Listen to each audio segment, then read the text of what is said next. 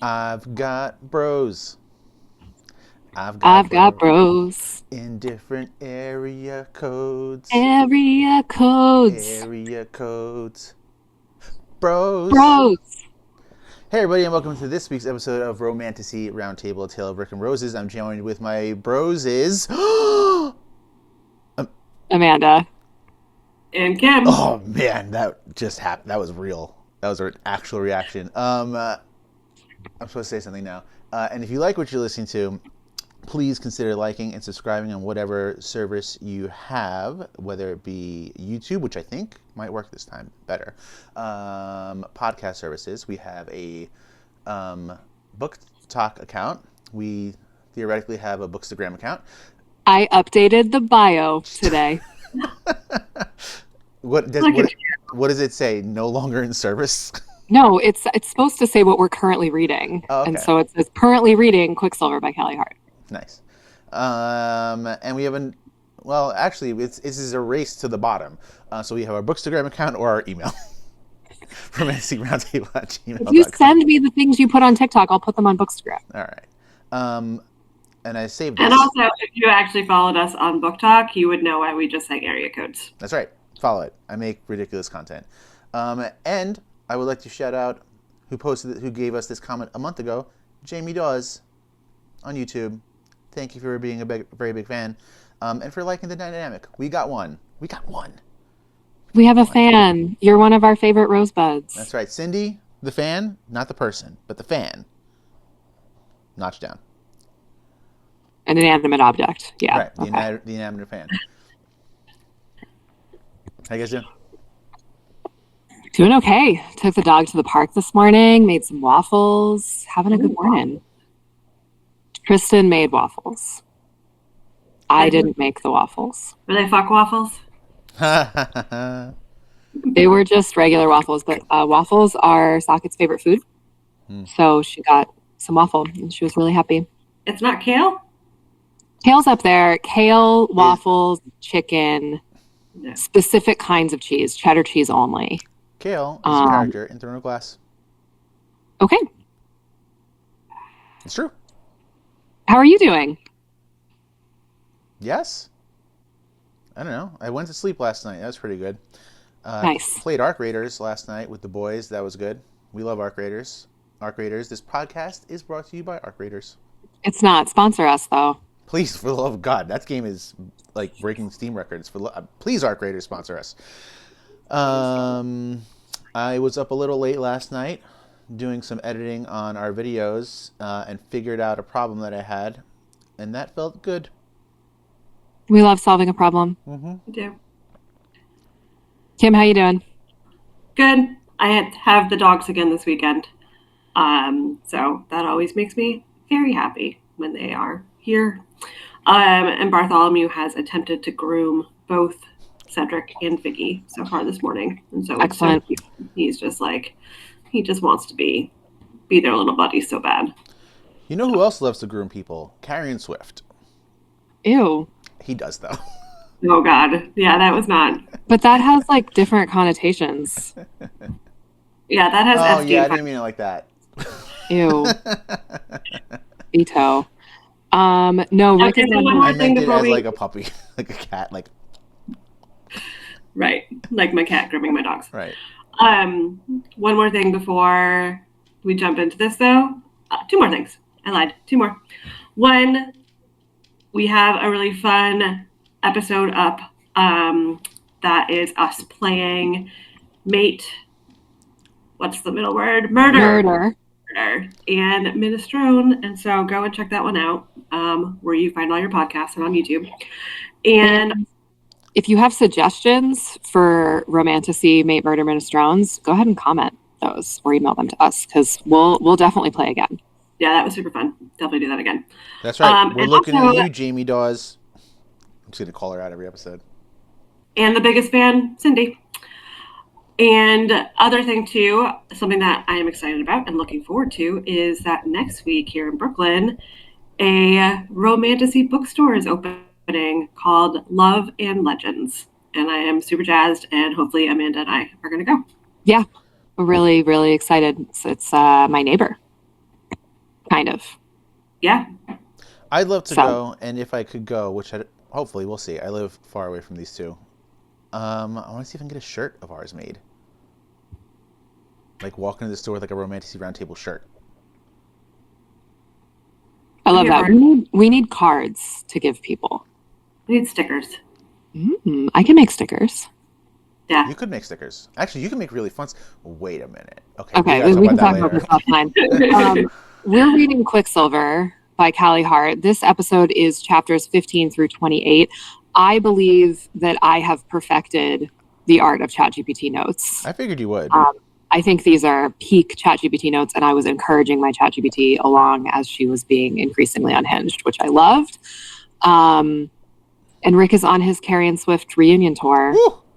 Because Brimstone is coming out in like 3 days. 3 days. So we gotta, hustle. Move. I wonder if the notes are better. I'm sure it has I'm not saying it's a mean thing. Like, you have gotten very good at prompting, but they've also updated to 5.1. That's true. I think also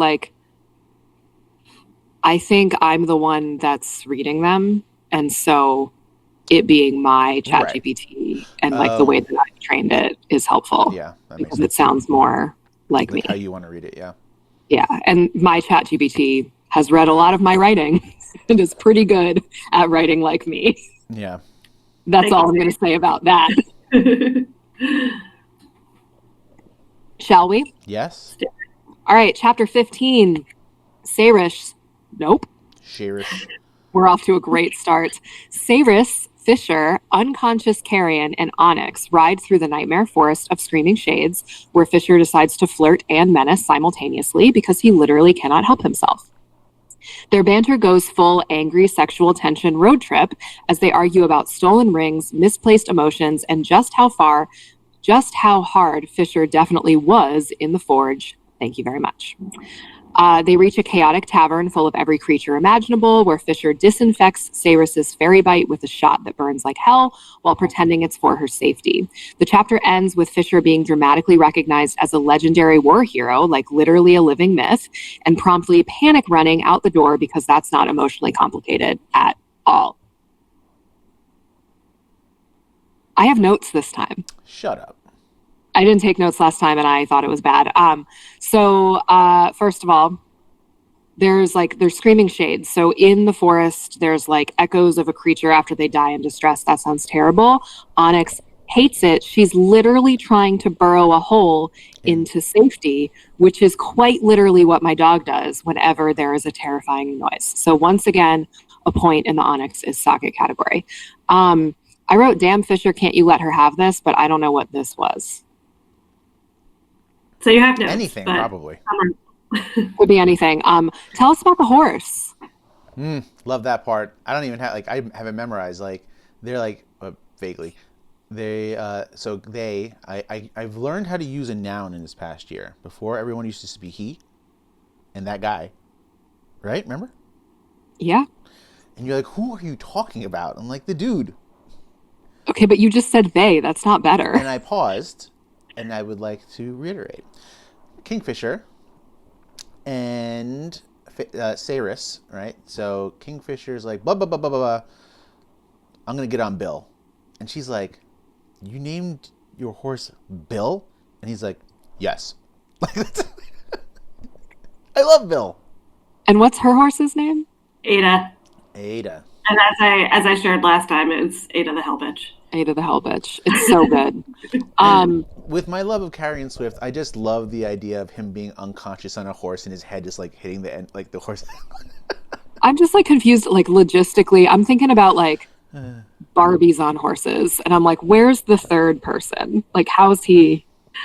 I don't know. The only other note I have for this chapter is that at the end, when they're all calling him a bunch of different names, one of the names they call him is the Dragon's Bane. So I'm excited to learn more about what that means, because I'm pretty sure the dragon is a Namshakrai. Sure is. So I think that could be kind of cool if we could learn more about that. Yes, me too. I'm going to say this a lot this episode because I've been thinking it a lot this week. I hate that I'm the only one on this podcast that hasn't read the book. And considering we've decided to go deep into the Mossverse next year, this does not bode well. I'm going to grow to hate this. I really don't like being the one that doesn't know things. I love it. It's very difficult for me. It's I fun hate to me. it. It's not. It's great. Well, Rick loves to spoil things, so just get ready for that. Constantly. I've never spoiled a thing in He's my like, I life. know you're You told me the horse's name was Bill. That's not a spoiler. right. He's like, I know you're 400 pages behind, but I need to read this page to you. And I'm like, And he's like, "Bill." this isn't a spoiler, but the horse's name is Bill. And I'm like, that was funny. I could have enjoyed that. And we enjoyed it together. There you go. I have a couple things. First off, Oh, go ahead. Here we go. the picture again of like, no, these are good things. Of Carrion being on the horse. I'm just curious how he like was able to wake up the next day and actually move and be a living being. Put 'Cause- my sister on the pod. He's got to have a concussion. Yeah, right. And also too, so we recorded for 3 hours last week. Which we're never doing again. I had a great time. Yeah. And it took me multiple days this week to figure out why the heck my hip flexors and lower back were so effing sore. And it's because I spent 3 hours sitting in one chair. With no And that back. was enough. Yeah, I know, it doesn't have a back. And it's a wooden folding chair. So it's not a good chair. The point being, he spent multiple days on the back of a horse, unconscious, being bumped around. Right, and she was talking about the Saris was like, my butt hurts Right. from horseback riding. So And the other thing too, this is also a little bit of an aside, but Rick had pitched to us, Amanda, yesterday, one of his upcoming TikTok ideas of doing the like name roll call with Romantasy names. So being like the teacher in the room being like Resand and Feyre and etc. And I had the thought yesterday that one of the names he should include is a Numshakrai. Oh, yeah. I love that. And then it'll end with Bill. Bill. All right. So chapter 16, outside the tavern, Fischer opens a terrifying shadow gate and uses Saris's blood oath against her to force her through it, earning himself another 10 years worth of her range. I did not care for that. I don't like when he forces her to do things. This gate absolutely wrecks her, and she wakes in Kalish? I call it. what Is do I- it in the thing? Are we supposed to know how to say it? I think I call it I'm going to say Kalish. college in my head. All right, hold on. I'm checking the thing. Wait, do I say Kalish? Pronunciation guide. No, I think I say Let's Kalish. see. Kalish. It's Kalish. Like I said, I've been calling it Kalish the whole time. All right. Okay, so they're in college. Ren is carrying her bridal style and trying to explain Fischer's trauma like a worried older brother. She reunites with Carrion, alive, dramatic, bootless. Learns Single Hayden bootless. is single. He's only got one boot, which was me after I whitewater rafted and lost one of my water shoes And then, in that scene, he's like, the New River. "Where the fuck is my boot?" So Carrion says that Hayden, who is Saris's brother, is alive and safe in the 7th ward. He's thriving. She's sobbing from relief, and then she fights with Carrion about everything. Fischer arrives, all broody and half unhinged, and Saris bargains a new promise out of him. He'll send her and Carrion home the moment she makes enough relics, officially locking her in her reluctant heroine era. Yeah, I mean, the first one she was fooled into, but it's like, fool me once, shame on you. Fool me twice, shame Fool on can't me. get fooled again. So girl let herself get fooled a second time and is now required to make 15,000 relics. What's going on over there? I'm just trying to. I want to move this thing. I want to make sure everyone can hear me good. Rick is trying to use his stand mic as a lapel mic and now is using it as a holding mic. I'm just trying to do my own thing. But this is where he told her to make the relics? Yep. Yeah. Yeah, this is great. No, actually, pause. He didn't. This was her. Yeah, she's like, I'll go as soon as I finish the relics. You got to let me go. And he's like, okay. Yeah, she's like, "You must swear this blood oath as soon as I finish making enough relics for you." Because, like, bet. Right. And do we know at this point how many relics there are? Yes. Yeah, he tells her right afterwards. He tells her right after It's that like it's literally- 15,000. It's thousands. It's thousands because he wants one for all of his people. Yeah. I'm making my pint glass stand again. No, I'm putting this back as a lapel mic. We'll see how it turns out later. It's fine. All right. There we go. Guys, we're I doing don't have real anything. well. We have Yeah, one I know. person with no mic. Are we all situated now? To continue. I had to open my window because my radiator's too hot. I don't have anything else for chapter 16. Keep it going. All right, chapter 17. Cyrus arrives in College expecting a muddy war camp and instead finds Fischer's childhood palace estate full of sunlight, portraits, magical doorways, and emotionally unstable fire sprites who adore him like a returning prince. Wait, is this Valaris? Right, my thoughts exactly. I just cleared. This is some ACOTAR shit. Fischer is shockingly tender with Archer the sprite, a jump scare for Cyrus, who is used to him being 98% menace. I wrote that there's a house elf. Oh my god, I was thinking Dobby the whole time. Yeah. So then he immediately goes back to tormenting her by dumping 15,000 silver rings on a table and announcing she will be turning all of them into relics. She realizes too late that her cleverly worded bargain actually chained her to a lifetime of industrial magical labor. While Fischer smirks like the smug disaster man he is. The chapter ends with her convinced she'll die of exhaustion long before she ever sees home, which Fischer is very okay with, if it means that she stays in his orbit. I wrote, he's got a rune. I don't know what that meant. I think it's about his tattoos. Yeah, I don't know. It's his tattoos. I guess we're talking about his tattoos. My man's got tattoos, like every good shadow daddy does. He must. Checklist. He checks them all. Every single one of them. All right, go through the checklist. What's on the checklist? Shadow power. Mm-hmm. Cursing a lot and being broody. Mm-hmm. Some sort of tattoo. Mm-hmm. Dark hair. Gotta have dark hair. Right, gotta have dark hair. Also, dark circles under his eyes because he doesn't sleep well. Yes. Mandatory. Must be good in bed. Yeah. Deep, dark, traumatic past that we don't know a lot about yet. Mm-hmm. Tall and abnormally well endowed. Yes. And confident about it. Yeah. Well, Faye can't lie. In this book, And they can't as lie, we learn in the last section, she asks him about his package, and he basically is like, "Yeah, it's what does he say? It's like it's big enough to make you scream my name and then some, or something." And he didn't lie. He didn't lie. I love. So you'll hear me say later. I really love the way that Callie Hart writes. Especially like things like when it comes to that part, and she's like, "Yeah, he lied to me when he was like, oh, he didn't." Like, he didn't. Yeah. I just want you to know that Tristan he's still fixing his PS5 controller, and so he's listening to us yap, and under his breath he just goes, "That's schlong, schlong, schlong, schlong." That's right. Which means snake in Yiddish. Fun fact, and probably German, I would imagine. That makes sense. Chapter 18. Cyrus spends the whole day failing alchemical. Yeah, I think it's alchemical. Alchemical. She's failing Math. her science.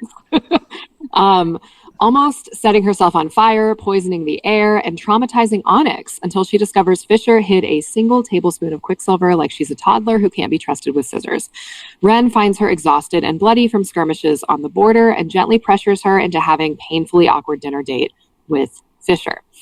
Said dinner turns into a wine-fueled tension bomb where Fischer accuses her of smelling like carrion, not what she wants to hear, then purrs about knowing her scent anywhere, right before 4 nightmare creatures crash through the windows. Fischer goes full shadow god, decapitating monsters like he's slicing fruit, and rushing Cyrus to safety when she's poisoned, ending the chapter on the highest, "Oh no, he's hot and deadly" note so far. We're having snacks with Onyx. That's how this chapter starts. And then Onyx does the fox thing, where he's running and then he dives into the snow. It's a she, isn't it? She? I thought Onyx was a he. I don't know. That's a unisex name. I don't know. To me, it is just Onyx. Guys, as we know, I am always on the hunt for my next cat name. And so I actually wish the possible cat names in this book were a little bit better. Like Onyx is okay, but I wish it were a little cutesier. Like Sparkles. And also the Fire Sprite, who could also be an amazing cat thing, But Archer, no, it's not the vibe. Numshakrai would be a great cat name. Lahaba would be a great cat name. I know. Lahaba, Lele is great. Mm-hmm. And Sparkles is great too. Yeah, obviously. This whole like needing to have dinner thing, it's very Beauty and the Beast. Mm-hmm. Very Beauty and the Beast. I wrote, we get it, he's death. And then I wrote, she vomits a lot. That's true. It is very Beauty and the Beast because the table is so long too. The table's so long. They're sitting on opposite ends of the table. There's like all these rules about eating. She's like really weird about eating in front of him. And he's really weird about her eating in front of him. And she like gets up and moves to the other end of the table. And like, he doesn't like that. Yeah. And what did you know about what happened when she sat next to him at the table? I don't know. All the fire sprites were really upset about it. Oh, yes. Yeah. Mm-hmm. They were all big mad. They didn't like that. They were like, and that happened they have dinner again later, a couple chapters later, and it happens again. And Ren is really pissed about it. So like, there's clearly rules about who sits where at the table. The other thing that they hypothesize that rule is. I have nothing. I don't know what the rule is. We do find out. Okay, great. The other thing that they say here is that the sword was an extension of Fischer himself. What's his sword's name? Nimmeril? Yeah, so like they talk about this later, that there's like special swords, which maybe they talked about before and I just didn't clock it, and they talk about it later. But like his sword is clearly more closely connected to him than other people's swords are. It's a special sword. And that becomes very clear as he's slaying these like weird vampire creatures, which I think at this point we don't know are vampires. I'm not even sure. We don't know they're vampires yet. Yeah, I think we find out in like a couple chapters. Like actually figure out that they're vampires. But yeah, other than they're called feeders, we do learn that. So they're called feeders, yes. So the ancient face swords originally all had like, some kind of sentience to them. And Nimrod is the only one that has like a little tiny bit of it left now. But it's like cursed or something. Right. But it's like turned black over the years. And so it's, there's something wrong with it. That makes sense. So I didn't hear most of what you people were saying, because if anybody who was actually watching saw my face, I went somewhere very far. I just made $1 million. What this time? What is that supposed to mean? Now, so I can't commission. Well, first you have to make the Howler app. Well, yeah, no, this is actually going above that because I don't know how to do tech, but I do know someone who can make art, which is you, and you have to do it for free this time because this is the podcast thing. I want a sticker that I'm going to put in a shirt that says "I'm a Swiftie." A Carrion Swiftie. Yes. Okay. That's good. She paused. She's I made that joke the other day. She's like, I hate this because it's good. No, I hate it because I said Carrion Swiftie the other day. I wasn't listening. I don't know how to draw that. I don't know. I'll figure it out. All right. Moving on. Chapter 19, Cyrus wakes from the nightmare of feeders only to find herself in Fischer's bed, where he's been silently watching her recover like the world's grumpiest guardian angel. They immediately argue, flirt, and threaten murder in equal measure, culminating in 5 full days of bed imprisonment because Fischer literally used the oath to keep her there, leaving her furious, bored, and marinating in his scent. I wrote, this bitch is always dying. Mm-hmm. Yep. And then, oh my gosh, the paintings are ripped up in his bedroom. It's Beauty and the Beast. He also says, I'd never use an injury as an excuse to sneak my way into a bed. I've never had a problem securing myself an invite. That's right, boy. I really liked.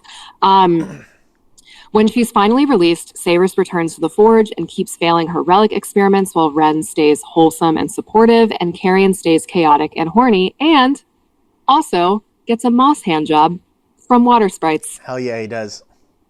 The chapter ends with Fischer summoning everyone to dinner, triggering another round of dinner table warfare, sexual tension, and Fischer whispering filth so explicit that Ren chokes on air right before announcing Cyrus is going to the war camp with him in the morning.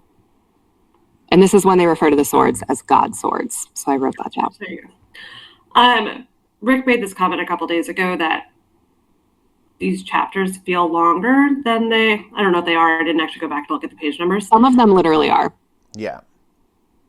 But it's, I mean, even you just reading the summary right now, it's like, holy crap. A lot of stuff like is happening in one chapter. And some other writers might have split that into multiple chapters rather than having so much happen in one chapter. Ellie Hazelwood would have made it a whole book. This chapter. Yeah, it's interesting. They when I was breaking up I do 2 chapters at a time for the summaries, and one section was like 2 chapters was like 80 pages. Yeah. And one was like 25. And so some of these chapters are like truly quite long. Actually, I was going to ask you, do you break them up? Do you like divvy it up by chapters or pages? Both. So I divvy up by chapters, and then I divvy up by pages, and I kind of like I start with chapters and I plus or minus based on pages. So that's why like the first section was like 35%. The second section took us to 70%. So a third would be 33. Yeah, no, yeah. So like it's close enough. I don't know why it felt so much longer. This because 2 of these chapters were really long. Yeah. Was this like chapter I was 19? in the middle of a chapter for like 2 days. Yeah, this was chapter 19. 2 things I liked about this chapter. Well, I mean, I liked a lot, but this is the Carrion Swift reunion tour, and I'm obviously only talking about him. So after he gets the moss hand job from the water sprites, she says to him, "You've been in Yavelia for 5 seconds, and you've already had a foursome with a different species of magical creature." And he looks at her like, "Yeah." And then when he first wakes up, or when she first wakes up, this is where we really start to learn who he is. He's like, "You know what would make him really mad?" And she's like, "Don't say it." He's like, "I got a great idea. Please don't. Revenge fuck." He's a mess. He's something. Should we talk about the like coercion? Yeah, I think we should. What? About him like compelling her to do things because of the blood oath. Oh yeah, sure. So part of the blood oath is that she does everything he says. Mm-hmm. And so he's compelled her now like 3 times. Mm-hmm. And this 3rd time he's like, she's trying to get up and do stuff, and he's like, "Nope, you will stay in bed and you will only get up if you need to use the restroom, and then you will proceed directly back to bed." And so that traps her in bed for like 5 days. Mm-hmm. I don't love that. Yeah, and so we'll get to this to the end, but we can start with it now. And I love Kingfisher, but I'm like, what's the difference between him and Tamlin? Yeah, and this is the point. I was at this point when you said that, and I was like, I don't agree, but I get that point in chapter 25. I do think he's better than Tamlin. I actually don't think they're the same, but I do think like if we're hating on Tamlin, at this point, I don't see much of a difference. Much of my beef with Tamlin happens after the first book. Right, correct. I mean, that's so I right. I don't feel like when I say Tamlin's a little bitch, it's like the way that Tamlin responds to Feyre leaving. Right. Is way more the challenge. Like in the first book, you're like, okay, like fine, good enough, whatever.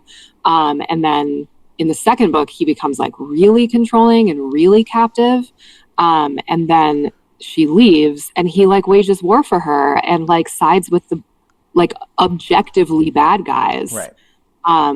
Because Rhysand is so misunderstood. And so like I could see like I see the Tamlin vibes for Kingfisher, but like we're at like 30% of the story. And so he would have to go down a very specific path to remain Tamlin for me. No. I agree. I don't think he's Tamlin, and like obviously like we liked Tamlin in the first book. Like we can't say we didn't. Like major spoilers if you haven't read ACOTAR. Sorry.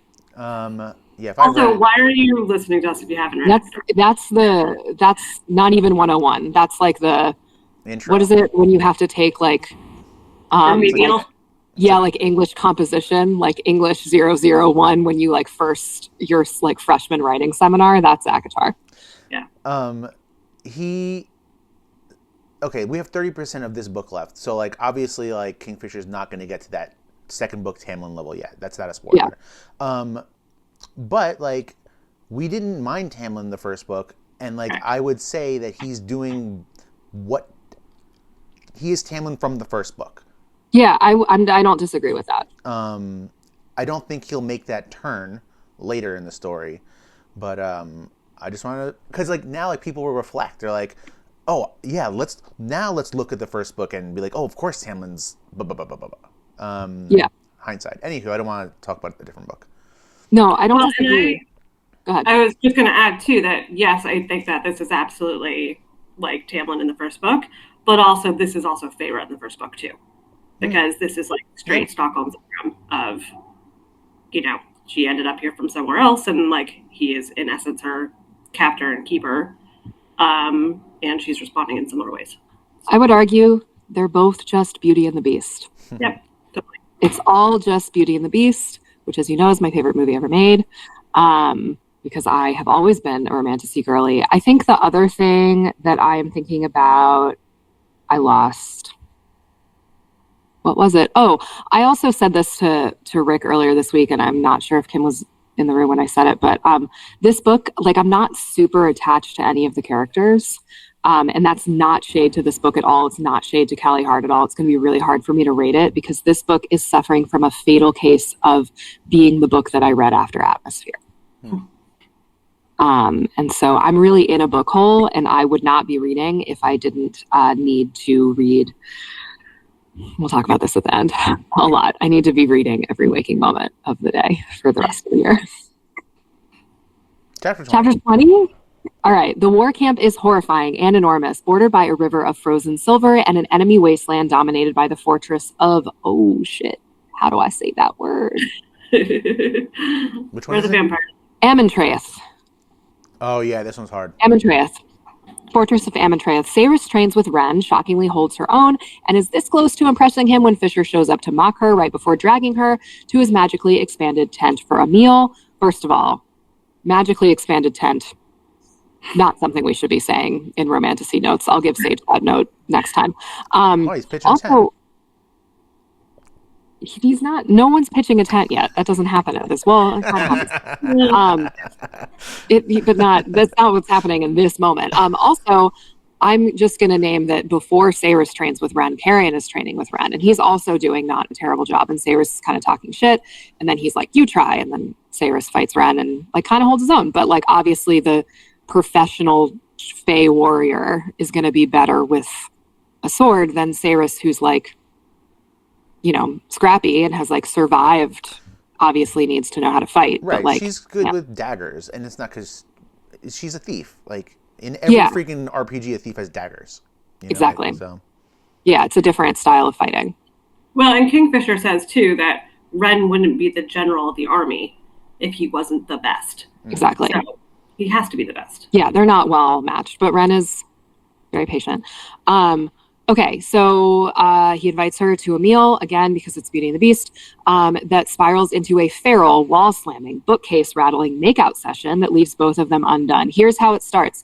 She says, "You're incorrigible." And he says, "I don't know what that means." And she says, "Yes, you fucking do." And I loved that, because that to me reads like what Jennifer Armentrout thinks her banter reads like. I love that. But it's not, because it ends there. Right. If Jennifer Armentrout was writing it, it would be like, "No, I don't. Yes, I do. You're the worst. You're the worst. No, I'm not. Yes, you are." Like, it would just go back and forth for another 5 fucking pages. All right. So they're making out. Just as things go from enemies with tension to, oh no, we're about to do something extremely stupid, Fischer pulls away, tortured and breathless, insists he can't trust anything, and then vanishes into the night. Saris flees straight into a war council where Fischer is confronted as a traitor. She instinctively saves his life by exploding a sword midair and is immediately claimed as his alchemist. And the tent erupts in panic as an attack on the riverbank begins, and everyone's yelling, "Icebreakers." So the sword that she breaks is Danya's sword. Yeah. And Danya's really mad at, this is an important part of the story, Danya's really mad at him because she's like, "You abandoned us for over 100 years. And that's actually a really important part of, I'd say, almost the remainder of the book. Yeah, His so these two chapters, chapter 19 and 20, this, I'm seeing this now, like this is the set of chapters that's like 80 pages. So like a shit ton happens in chapter 20. So it's like they're training, they're making out, and then they're like, basically like a mutiny is on the table and Danya is about to stab him. Yeah. And Saris screams no, and her sword shatters into a million pieces. It's not a million, it's a specific number that we find out. I don't remember what the number is. It's like 570 or something. And everyone's like, and he's like, that's my alchemist. And everyone freaks out. And then, like a good romantasy book, no one has time to freak out because something else is happening. Icebreakers. Yeah. So here are my notes. Are you ready? You're incorrigible. I don't know what that means. Yes, you fucking do. Wait, what? Because now they're making out. And I wrote rivulet sighting because a rivulet is coming down out of someone's face, which once again, rivulet is a word that was invented by Taylor Swift in the Tortured Poets department. So I'm always thrilled when I see it occur in a book. And then I wrote fish. I believe someone refers to Kingfisher as fish. Probably. At this point in the book, which I thought was crazy. This is also another scene that I liked when Saris is like walking into the work camp and she finds Carrion Swift sitting by the fire, and she's like, I can't believe you're eating cake. He's like, it's not cake, it's quiche. She's like, what's quiche? He's like, I don't know. It's crazy. I mean, we can talk about this when we get to some more of the soupier stuff, but I do want to talk about like consent in this book. Because I feel like it starts here too, where they're like having this argument and then suddenly she's like back against a bookcase. And he's like kissing her strongly, and it's sort of like, like she doesn't really stop it, but also like, is it consensual? I don't know. There's some blurring of lines that happen for me here. Heard? I didn't really see it, but I believe it. I believe that's how you felt.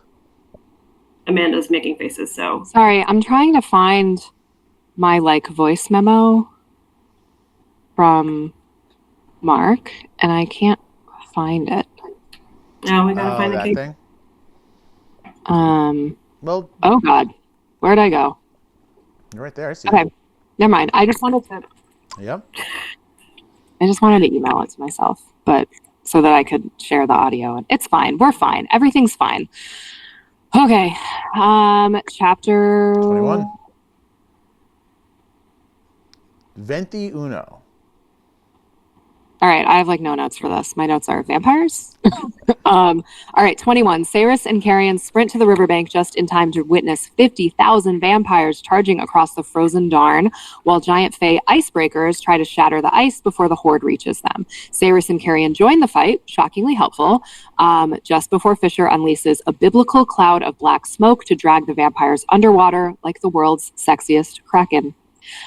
Then Malcolm, who's the literal king of the vampires, steps out of the crowd like he's making a runway entrance. Then publicly implies Fischer has been working with him. The entire camp goes into, oh no, our commander is a traitor, meltdown, because apparently Fischer and Vampire Daddy have had conversations recently. And then Sage, my ChatGPT, just puts 5 exclamation points in parentheses. Yeah, I don't have notes for a couple chapters, but this is, we're getting more plot. We get this new seemingly big bad, right? That we're Malcolm, like we've finally been introduced to our big bad.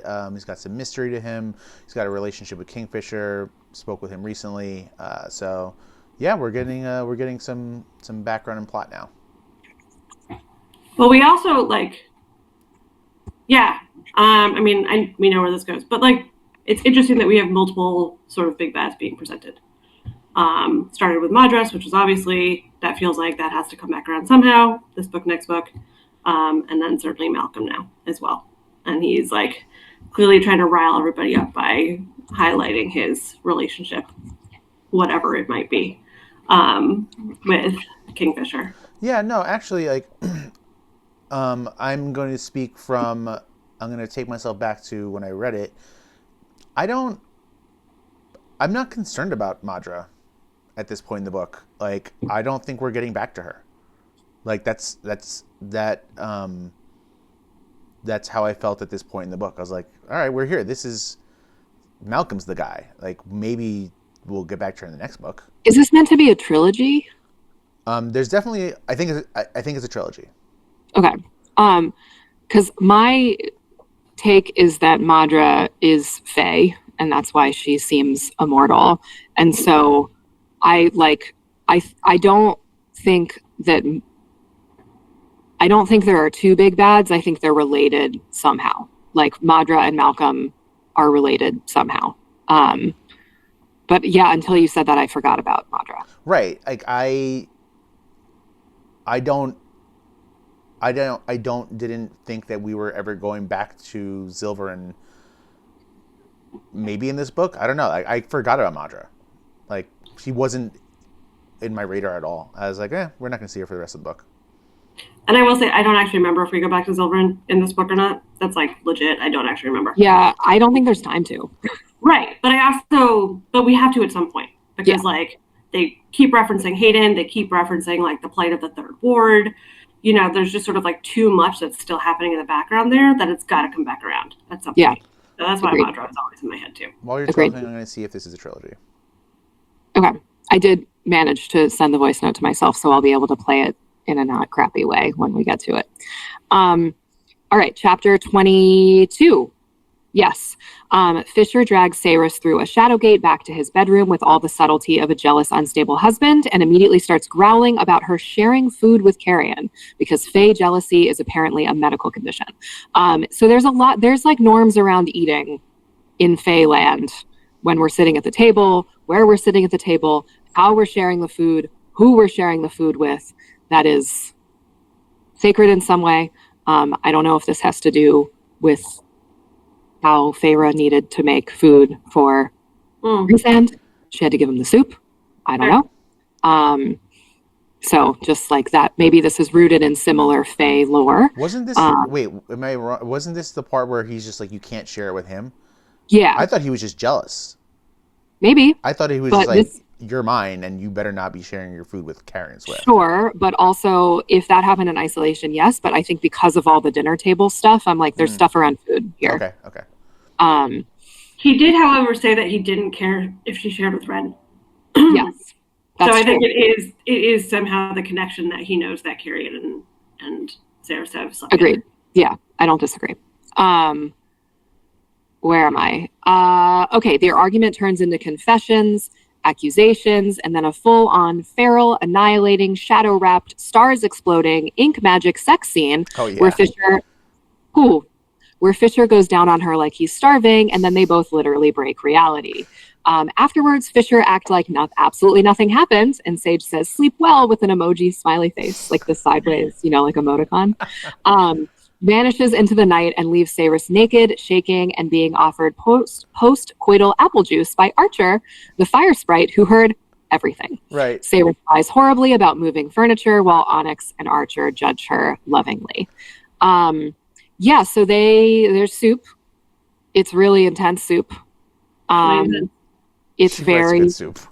She writes good soup. It's intense. It's like, so we've like, obviously he can compel her to do anything. He does not compel her to do this.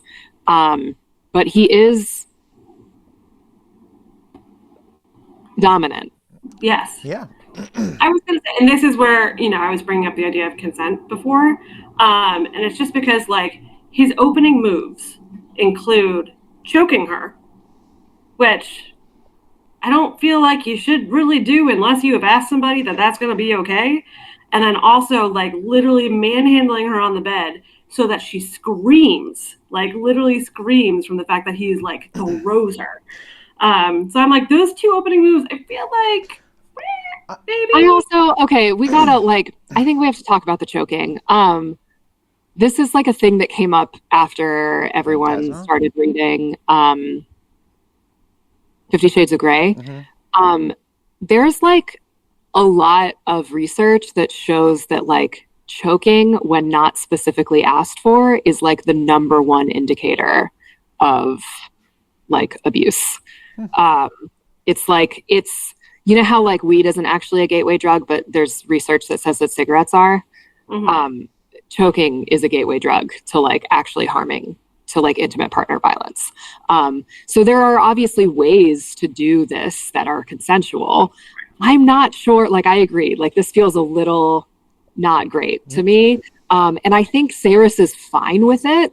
And also I'm like, I hope everybody reading this like knows their shit.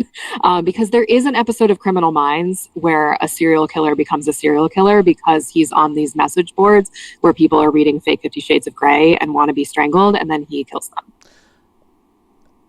Yeah, and again, like I'm not yucking anybody's yum here. No, so, for like, sure. If this is the thing, awesome. But it would have just been nice if he was like, I'm gonna choke you now, and she was like, okay. My only pushback isn't a word. It's not the my addition to this conversation is like like you said, Saris is fine with it. Like that's my thing. It's like I think Saris is written as such a strong character that if she didn't want it, she'd tell him no. And totally. I think they're just going with it, I think this is something that probably everybody wrestles with in life, and so therefore also in literature, that like consent needs to be an enthusiastic yes and not just the absence of a no.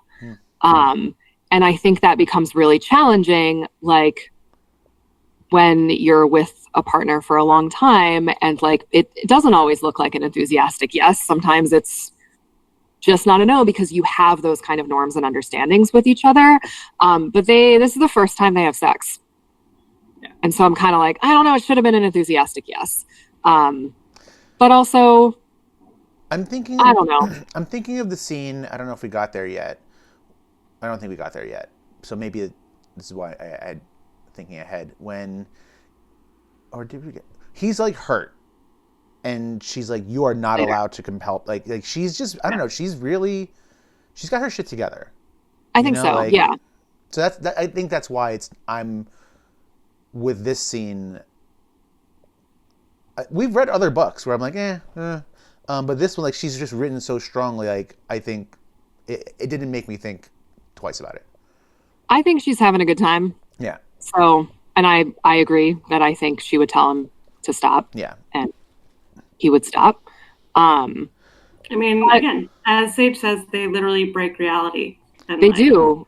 Have a true out-of-body experience, both of them. She becomes like covered in shadows and they like levitate and it's like a whole, it's cool. Was this there's chapter 24? Also chapter 22. Yeah. So there's some stuff with the tattoos that like his tattoos like migrate onto her body and she gets a bird on her boob. We talk about that like a little. Oh yeah. Okay. Sage is going to talk about that in the next chapter, but like that happens. You guys both asked me in real life yesterday what I think that's about. And I did not care for that because I don't like not knowing things that you guys know, as we've said a million times. The only other note that I have here is that they do say that Malcolm is the first high fae vampire. Mm-hmm. And so there's some backstory there where like the fae were cursed at some point and that's why they have fangs. And so they had to kind of be vampires. And then they all got over the curse, but maybe Malcolm didn't. Am I getting that timeline right? Yeah. Yes. Okay. Yep. All right. Chapter 23. Chapter 23, Saris wakes up ready to fight and immediately confronts Fischer about the tiny magic tattoo bird now stamped above her boob, courtesy of last night's shadow sex extravaganza. Fischer tells her it'll, quote, probably fade, then panics when she reveals she was forcibly sterilized at 14. His eyes go black, his soul leaves his body, and he runs like he's about to burn the world down. She does refer to him as a black cloud with a shitty attitude in this chapter, and I really liked that.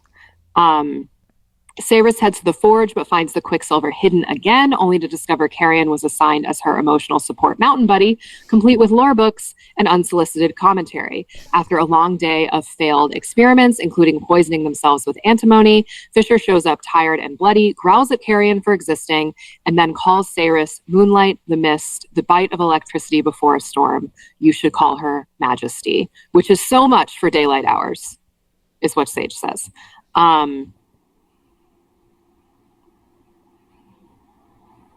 that seems okay. I'm a little confused about chapters here, but that's fine. Yeah, that's what happens. She talks about how in the third ward where she's from, like they sterilize. Is it that they sterilize 5%? 70% of women. Okay, so they sterilize like most of the women, and it according to her, it's random. And so she was sterilized as a very young girl, obviously not consensually because she was a child, and that's the policy of the world. And Fischer like fucking hates this and this is my beef with Fischer. He's always running away. Stop running. What's that song? Why are you running away? Like, stop. Curious. Say words. I wonder why he's running away. Because he's bound and he can't say a lot of the things that he wants to say because he must not tell lies. And also he literally can't. Curious. So I get it. Like, I understand that he's running away, but also I'm like, God, I hate you. Next year is going to suck. Oh, fuck you. When I was reading ACOTAR for the first time, you were like, tell me how much you like Tamlin. And I was like, oh my God, let me tell you. That's because I knew you were going to like Tamlin. And you did like Tamlin. You still like Tamlin more than we do. Justice for Tamlin. So I think no, thank you. I think I actually took a picture. Again, I really like Callie's writing. Like, I think this is the part where like I took a picture of the page. Carrion comes in, he's like, can I sit here instead? Like, they're like sitting at this awkward table. He's like, can I sit here instead? And Kingfisher says, absolutely not. Try it and die. Like, it's just fun. Like, she just writes really fun. Yeah, I agree. They also refer to something here as Lupo Proalia, which means Kingfisher's wolves. And we know he has a wolf tattoo. Yeah. I don't think this is where Rick's favorite line is. No. Where she remembers the wolf tattoo from when he was plowing her like a field. Next chapter. That's the next chapter. But yeah, so I don't know. Something with wolves. And then I wrote, oh God, I said, oh good, erotic blood drinking. But then my notes have that for chapter 24. So I don't know. That's all I got. Oh, but I did really like the part where Carrion is like, she's grumpy and sunshine. And he's like, don't call her sunshine. She is moonlight. She is the mist. She is the bit of electricity before a storm. You should call her majesty. I did really like that. And I was not intentionally seeking Quicksilver stickers on Etsy. I didn't see any spoilers. I was not intentionally seeking Quicksilver stickers on Etsy, but there are a lot of stickers that say that. Nice. People like that line. I also found Rick a sticker that says Carrion the book on his back. Absolutely. Great. Oh my God. And I was going to say, I apologize because I have been like in and out for the last couple of minutes. I had to do a quick costume change because my radiator is blasting so much heat right now, and I have the window all the way open, and it is still like 1,000 degrees right here. And then also, much like I think what Amanda is dealing with right now, Figgy decided she had to like grumble about all the things. So I had to get Figgy to calm the fuck down too. Socket's got fucking opinions today. And our radiator is also blaring, but I think it was cold this morning, so maybe I'll be fine. Chapter 24. Cyrus is dragged to examine Danya's shattered god sword, all 563 shards of it, and discovers the blade contained trace quicksilver, meaning it obeyed her instead of physics, which is awkward, given she exploded a religious artifact by accident.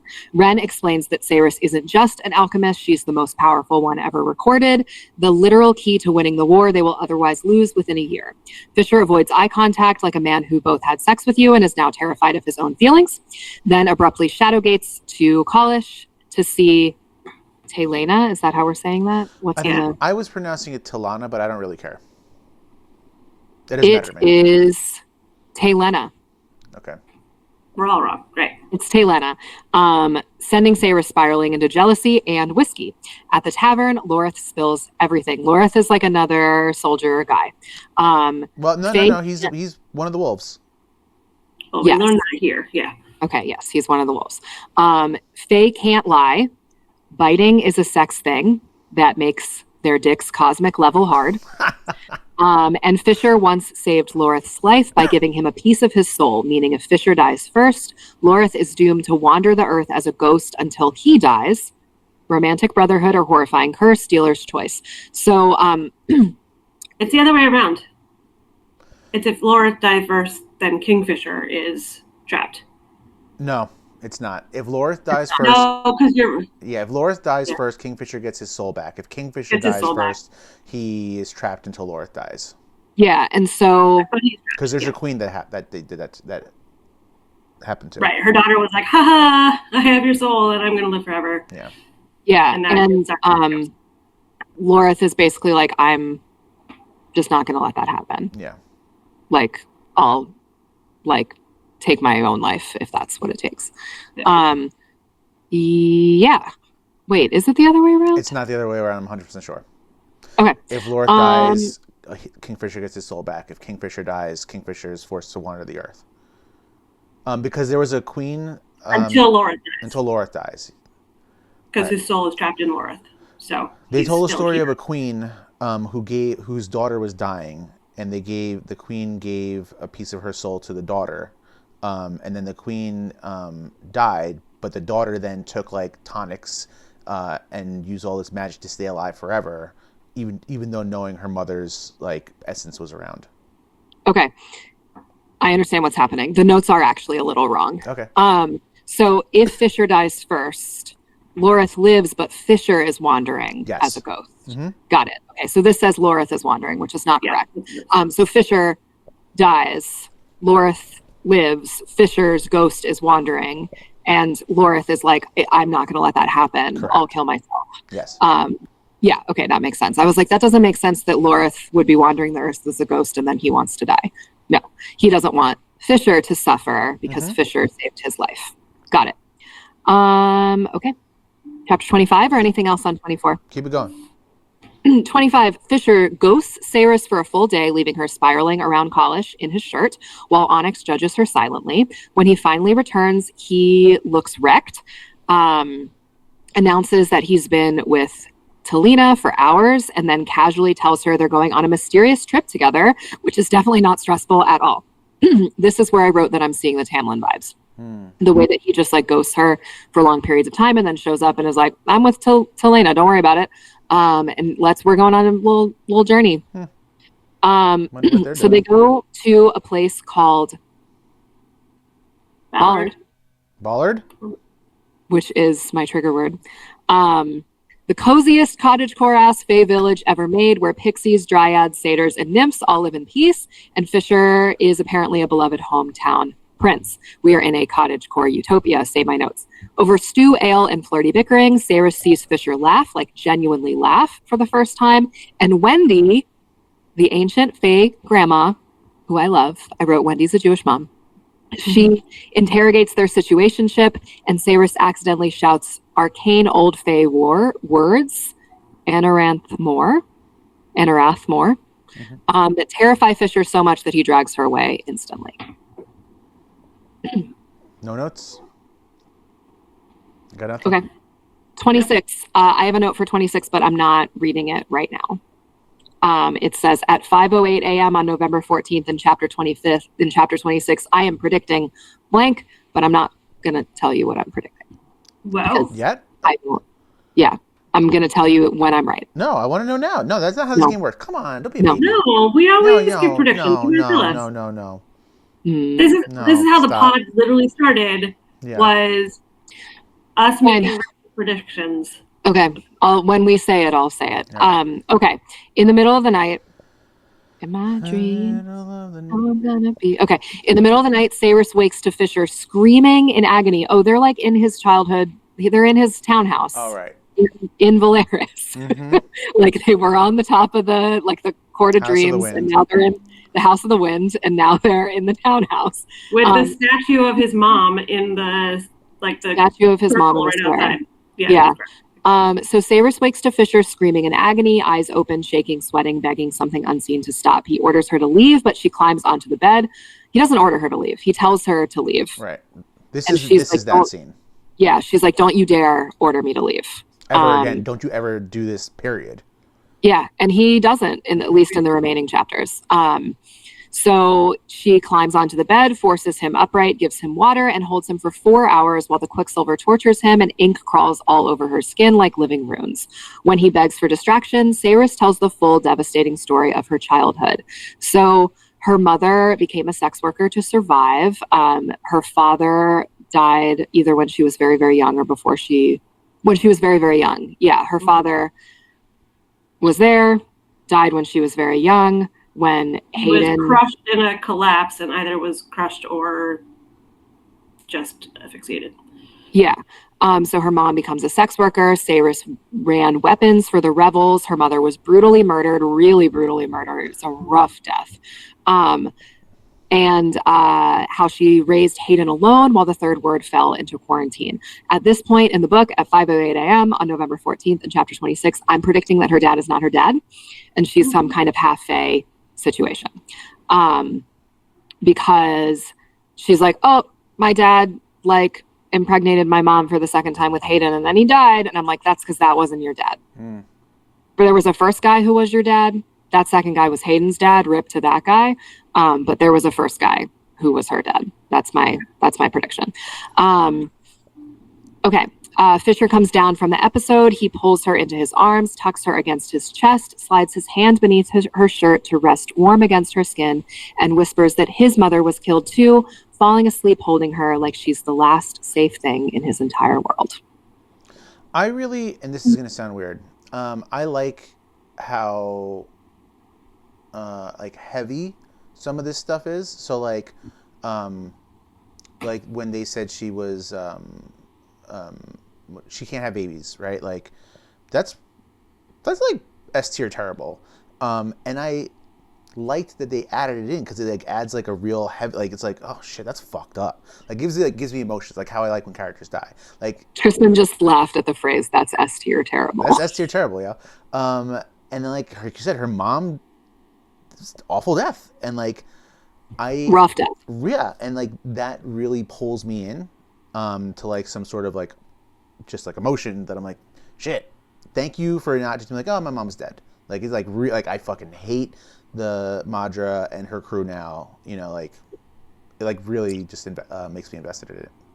Yeah, so she's like a sex worker in the third ward, and most of her clients are like the guards. Guardians. Yeah, the guardians, Madra's guardians. And for a while, she's also working out of the tavern, Mos Eisley Cantina, which we saw earlier in the book. But I don't remember what it's actually called, but that's obviously what it is. And she like can't work out of the tavern, and she's like working mostly out of her home, and she's being like abused by all of these men, and then she like gets caught smuggling weapons, and then they all brutally murder her and like violate her corpse. Yeah. It's really awful. And like when they're trying to take her away, the people are like, fuck her anyway, she was like a whore. I'm like, damn, it's fucked up. Yeah, when like she was just trying to survive. Yeah, like she literally had no other choice. Yeah.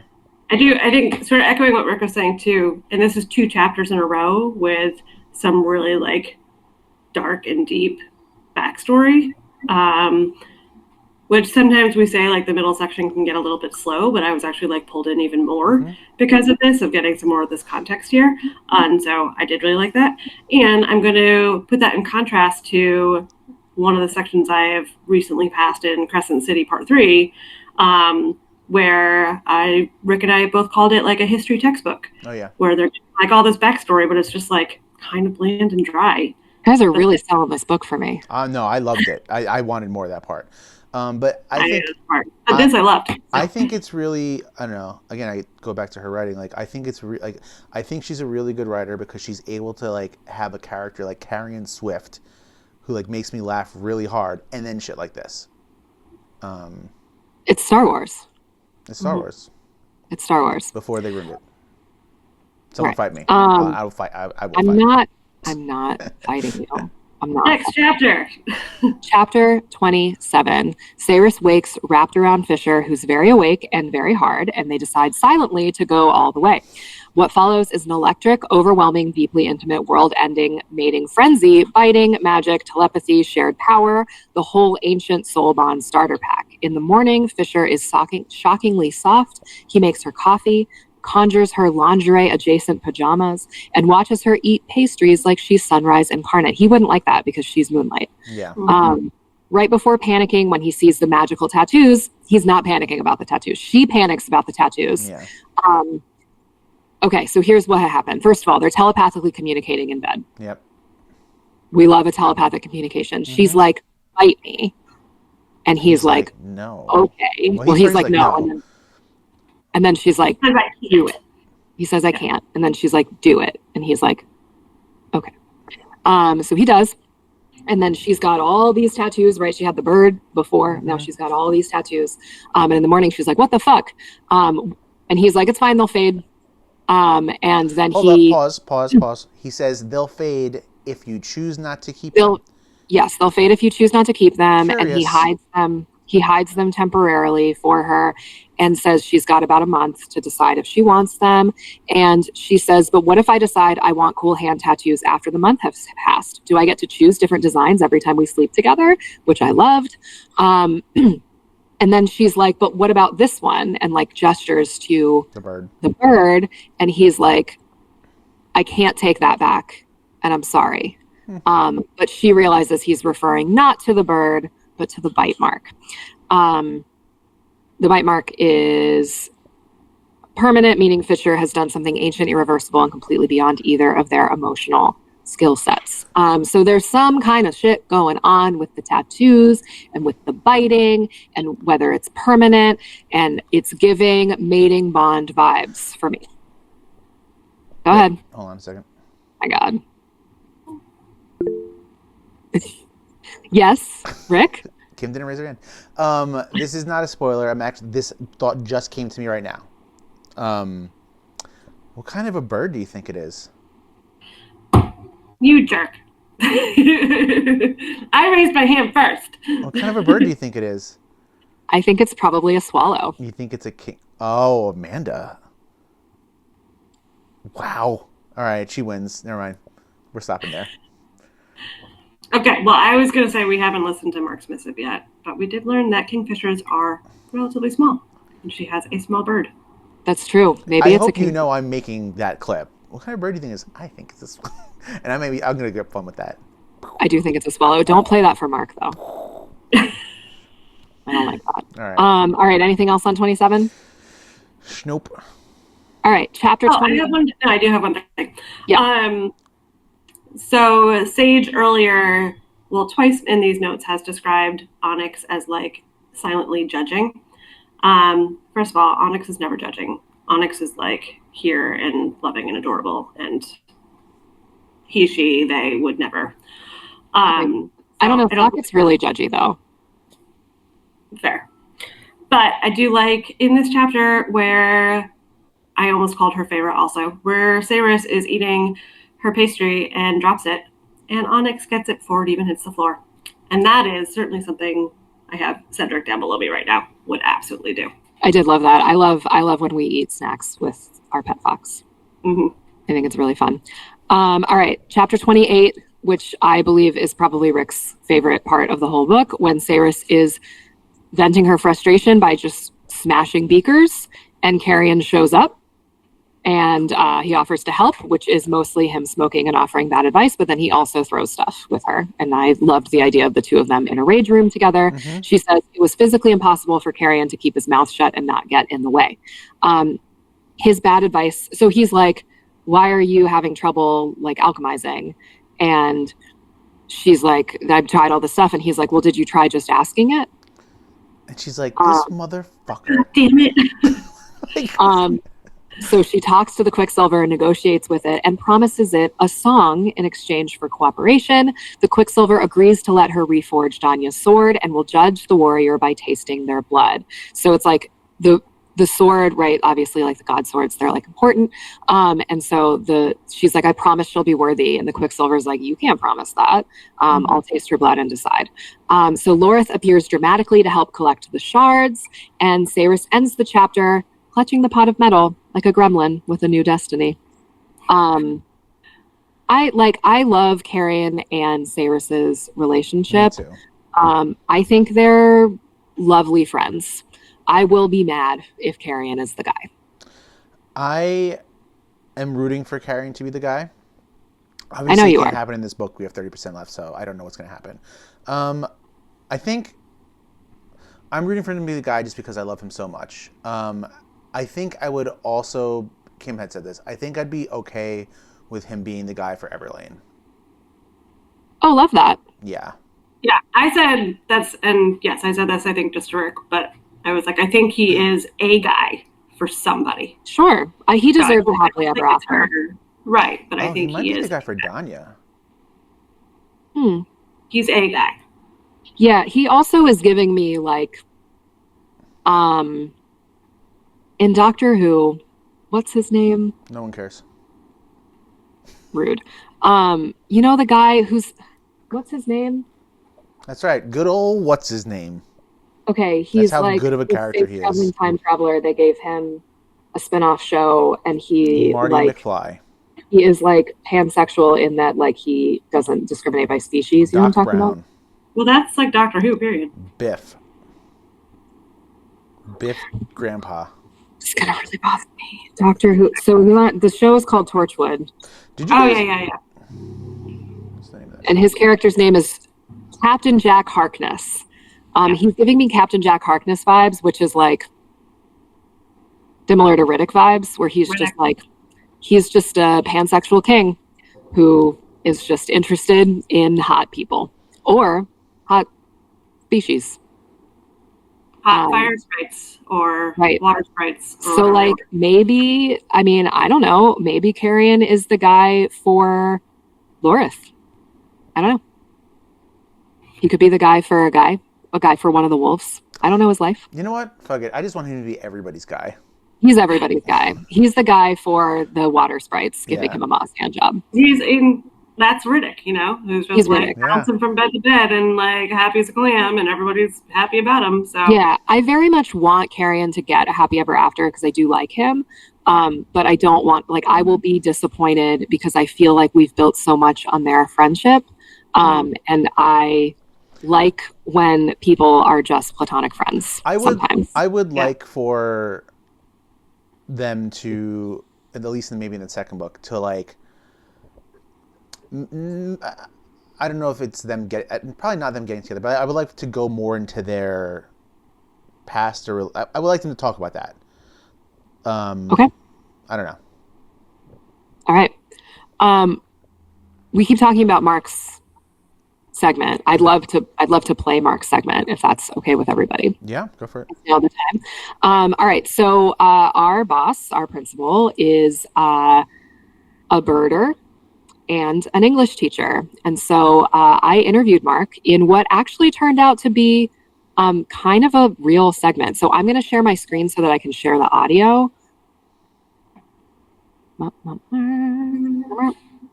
Share tab audio. Okay. I think this will sound good. Tell me if it sounds good. We have a very special guest spot. This is Mark's memo. And Mark is here to talk to us about birds. So, Mark, we're reading this book called Quicksilver, and the male protagonist of the book is named Kingfisher, which we know is a bird. You know a lot about books, and you're an English teacher, and you know a lot about birds. And so I was wondering what you think we can assume about this character because his name is Kingfisher. Well, kingfishers are pretty crafty birds. They're very shy. They're hard to photograph. But they generally like to perch above a body of water and then to swoop up a fish. You can find them at ponds, you can find them at rivers, you can find them at, I see them at Coney Island Creek and those kinds of things.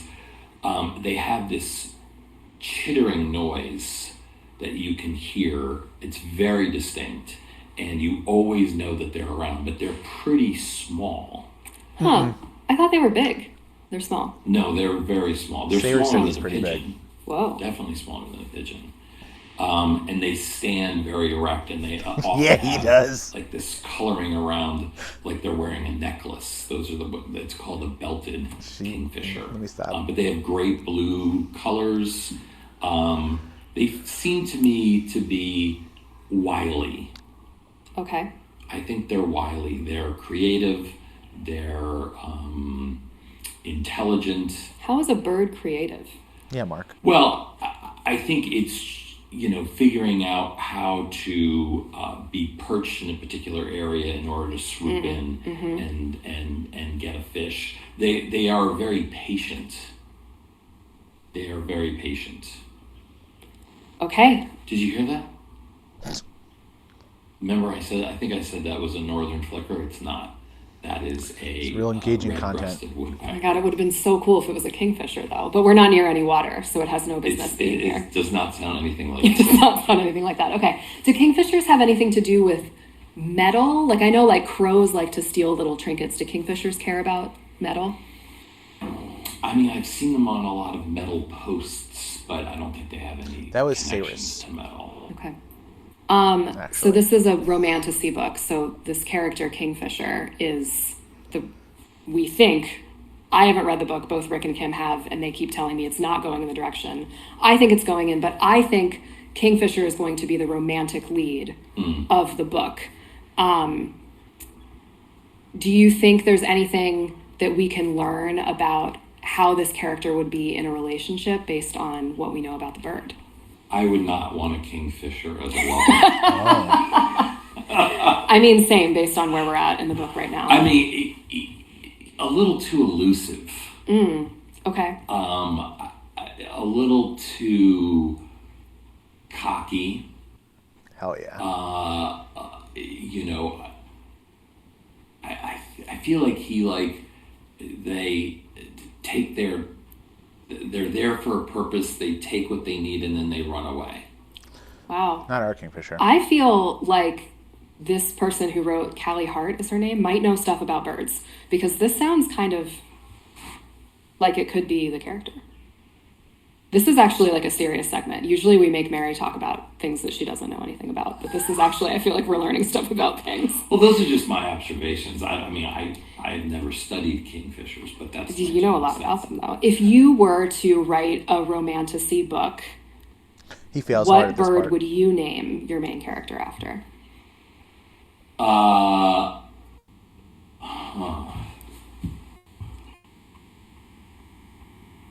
Yeah.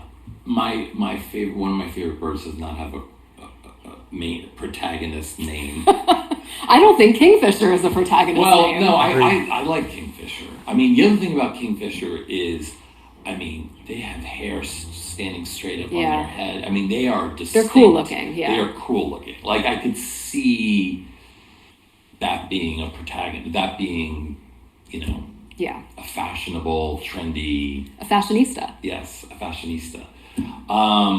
What bird would I want as my lead? Yeah, Mark. Don't give us dead air. Come on, Mark. You can do maybe it. like a peregrine falcon or something. A merlin. Maybe. What's a merlin? It's like a smaller It's a lizard? falcon. Okay. I feel like falcons come up in Yeah, fantasy novels a lot. yeah. They're not ginormous, and they're pretty talented. Yeah. Okay. Yeah. All right. This has been Mark's Memo, and it's been a surprisingly real segment and not fake for our bad podcast. Thanks, Mark. All right. We did it. He did it.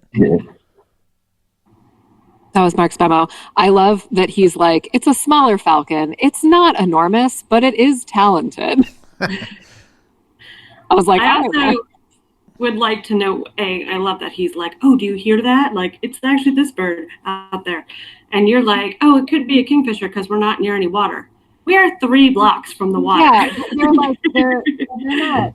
The kingfisher isn't just like chilling in a tree. I don't know. He had just told me that they hang out like at the water, like he's going to dive for a fish. So we're not taking it 3 blocks away so we could eat the fish. Maybe. I don't know. That's true. But in listening, this is now the 3rd time I've listened to this, I can hear the bird that he's referring to. I do want you to know that I was like, oh my gosh, thank you so much, and got up to leave, and he took out his bird book and showed me the bird we heard, which is a red-breasted woodpecker or something, and also showed me the section on kingfishers, and then showed me the section on falcons. Nice. And I was like, oh, Mark, I don't Care. Oh, Mark, this really was not what I was. We did have like a very productive meeting before this. I saved this for the end. But then we talked about birds. So I feel like, I don't know, there's some stuff there, right? Like, they're patient. So we know he was like away for a long time. They're, there for a purpose and then they leave. I do feel like he do be leaving. Like he runs away a lot. Hockey. Wonder why. A bird can be creative, apparently. The swooping into the water, like obviously is like a metaphor for him, like going through the portals. So that's like base level, I think, why she named him that. But I do think that like she might know some of this stuff. I think there's a lot that we could learn about Kingfisher based on his namesake. I like that. Don't hate it. It's kind of like how Rebecca Yarros, like all the dragons are based off of old Gaelic names, right? Yeah, they're all Gaelic words. So they all mean something. We just don't realize it. So same thing here with Kingfisher. Yeah. Okay, Amanda, predictions. All right. So I don't think that's her dad's her dad. I do think Kingfisher's the guy. I think somebody's gonna die. I think maybe like one of the people that we like but don't love. I'd be kind of bummed if it was Ren. But he's like in that realm where like it could be, and that would be like a good death. I don't think we're going back to her land in this book. I don't know if we'll go back in the next book. Sage made some predictions. What does Sage think is going to happen? I asked her. She does not believe that Carrion Swift is the guy. But I'm going to read that. I'm going to save that for the next time. Yeah. But I will see her. What were her predictions? No dead air. Okay. Her predictions were the bite bond is going to go nuclear and emotional consequences will body slam them both. Fischer bit her. They have telepathy. His magic is spilling onto her skin. She said this is ancient Fae marriage paperwork. I agree. It's giving mating bond. She says, Malcolm's we've talked bomb is not a red herring. Fischer has a deep, terrifying secret. We obviously know that. He made some kind of deal with Malcolm. He literally can't talk about what's happening. So I think that's important. Sage predicts that there's like an origin story between the two of them involving Fischer's mom. So I thought that was kind of an interesting take. We need to find out what those magic words, Adareth more, mean. And Saris is going to forge a legendary weapon and then use it to save Fischer's life. He says the Quicksilver literally, sorry, Sage. She says the Quicksilver literally said, we will taste the blood if they are honorable. This is Chekhov's sword. It will be forged and the blood it tastes will be Fischer's. Is the prediction. I think it'll taste Danya's blood and deem her unworthy. I don't know. Yeah, so bonus spicy guess, Fischer almost dies. Saris has to give him something back, blood, magic, or even a piece of her soul, completing their bond in the most dramatic way possible. I do think the soul bond thing will come up again, maybe not in this book, but in the future. So I know that I've read this, but I actually don't remember the part about the sword. So what I am going to say is a legitimate guess because I don't remember. I think Saris's blood is going to be the worthy one. Oh, cool. Yeah. Right. She, especially if she is part Fae, as I am predicting. And I'm going to do this now because I actually think I do remember what happened with the sword. So you don't know if I'm agreeing with myself or not. Okay. Anything else on Quicksilver? Your homeworks to finish the book. What else are we reading? So I'm reading a book called Secret Lesbians in Space. What is that not the name of the book? Not the name of the book. I don't understand. Is it? Rick's reading Atmosphere. What do you mean reading? Are you listening to it? No. Oh, are you done? Yeah, I'm done. Why do you think I needed extra time? You jerk. What? I'm so excited. I read Secret Lesbians in Space. Okay, what did you think of Secret Lesbians in Space? It was okay. Shut the fuck up. I thought that meant. That means that it's excellent. I enjoyed Secret Lesbians in Space. Did you cry? Yeah, a little bit. I did. Did you cry about Francis, or did you Yes. cry I about cried about Francis. Vanessa? Yeah, Both. I wept about Francis. Yeah, like It's not a spoiler. it's not a spoiler. They're just characters' names. I think I'd put Barbara up as one of my most hated characters Yeah, Barbara sucks. in Dude. any book that I've read. You were like, I do not like her at this point in the book. And I was like, yeah, because she sucks. Yeah, and like she'll get better, and she gets worse. Yeah, she sucks. Fuck Barbara. All my homies hate Barbara. No, but I really liked it. It was really good. Okay. Should I rate it? I know you gave it 5 stars. Yeah, but it's more my vibe than it's your vibe. I think I would give it. It's close. I'm like trying to be really critical of my books. It's nothing lower than 4.5 stars. For sure. So like my debate is like, I was bored a little bit at some astronaut stuff. Mm-hmm. So like that would be like, but aside from that, it was really good. It's somewhere. It's like 4.75 for me. That feels I think that's perfect. real. That's good. And this is your first Taylor Jenkins Reid book. Did you like her writing? Are you interested in reading more of her stuff? Like, what do you think? I really liked her writing for the most part. Some parts I did like roll my eyes out over, like it's like whoa, this is cringe. Like when they're first starting to like court each other, and she's like, "Well, you're out with a bad girl tonight." I'm like, "Oh God, shut up." Like that was a little Yes, cheesy. but Joan is also like the goodiest two shoes of all the goodiest two shoes. Yeah, and I actually I really didn't like Joan too much. Like she annoyed me because I felt like she was like enabling Barbara, like things like that. I don't want to go too much into it. We can talk about it later. But like, I did like the writing a lot. Yeah, I think you should read Evelyn Hugo.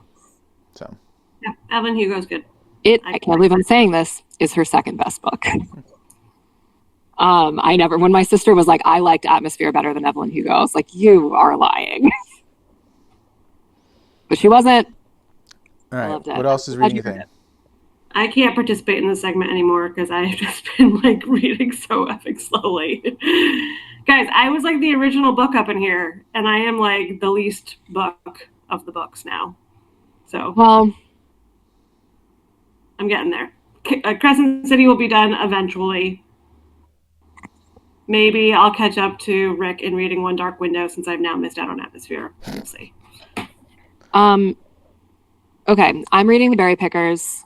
I was struggling with it a little bit. It's also suffering from a fatal case of being the book I read after Atmosphere. But I'm reading it. I'm also listening to Stanley Tucci's Taste, which I'm quite enjoying. I listened to a lot of it last weekend. So that's been lovely.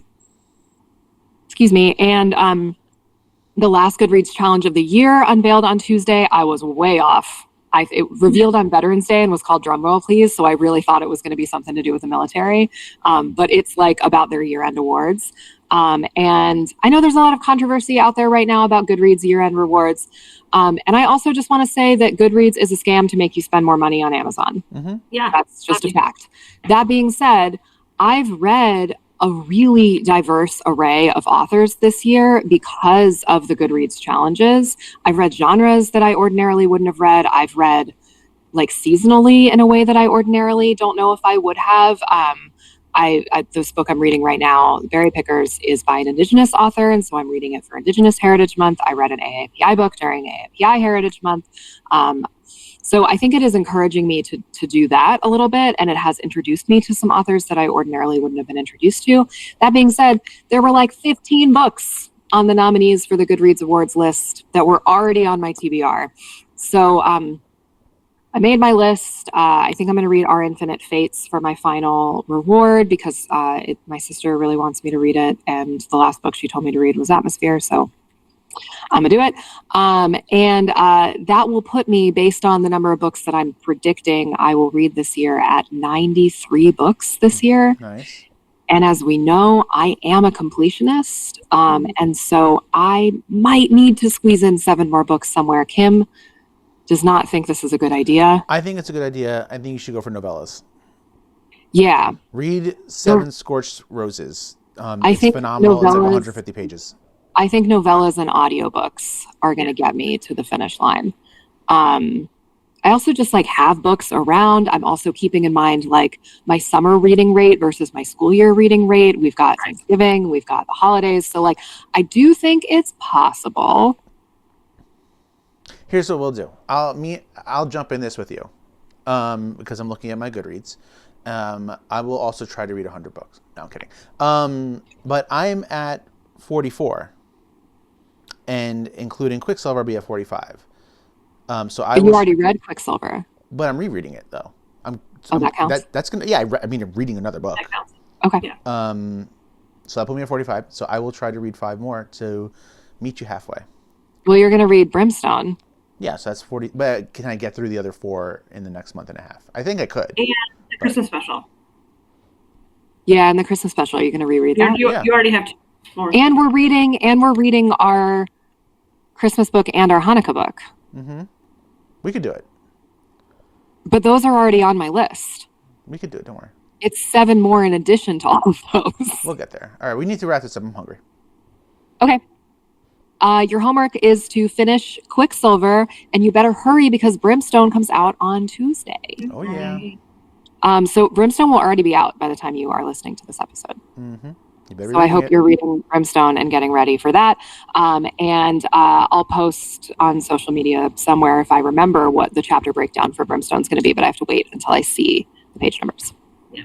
We'll read it in 3 parts. So read roughly a third of the book at a time. Yay. Bye. Bye. Bye.